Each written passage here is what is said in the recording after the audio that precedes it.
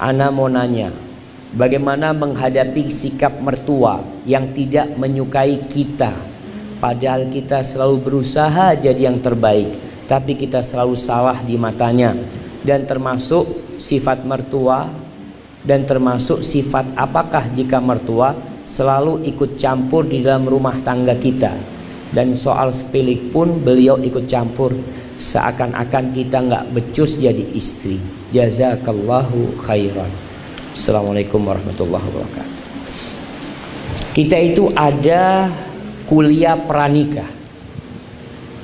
Jadi ada kajian yang diadakan sebelum pernikahan. Untuk siapa? Untuk siapa jemaah? Untuk remaja-remaja, untuk gadis-gadis. Ternyata setelah baca ini perlu ada kuliah pranikah buat orang tuanya. Ini kan buat gadisnya, buat remaja. Ini embok-emboknya ini perlu dikasih kajian. Kalau sudah menikahkan putrinya, itu ada anak orang lain di rumah umpamanya, harus tahu dia baru belajar jadi istri. Baru belajar. Biarkan dia jatuh, biarkan dia tergores, biarkan dia terluka, nanti bisa jadi istri yang baik.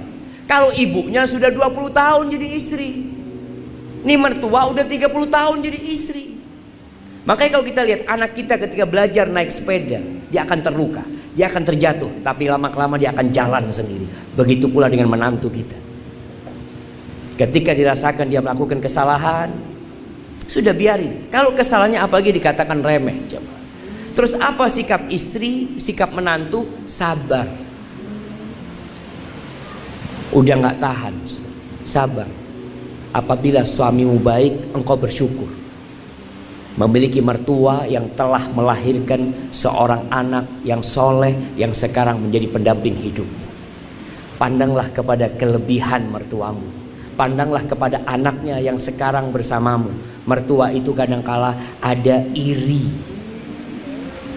sama menantunya, itu wajar. Mertua itu kadangkala dia lagi makan, ngelihat anaknya sama istrinya berduaan ngobrol, dia lihat, ya Allah, diambil anakku sama dia. Iya. Maka tolong anti bersabar menghadapi itu. Kemudian sebuah kaidah umum, manusia tidak akan pernah terlepas dari ujian dan bala. Karena bumi ini darul bala. Bumi ini tempatnya bala. Allah mengatakan inna ja'alna ma'alal ardi zinatan laha. Sesungguhnya kami menjadikan semua yang ada di muka bumi sebagai perhiasan untuk bumi ini. Tujuannya apa? Linabluwahum ayyuhum ahsanu amala. Untuk menguji siapa di antara mereka yang paling baik amalannya. Nanti sedang diuji. Bagaimana menghadapi mertua yang seperti ini? Ujian itu dua, bersabar atau bersyukur.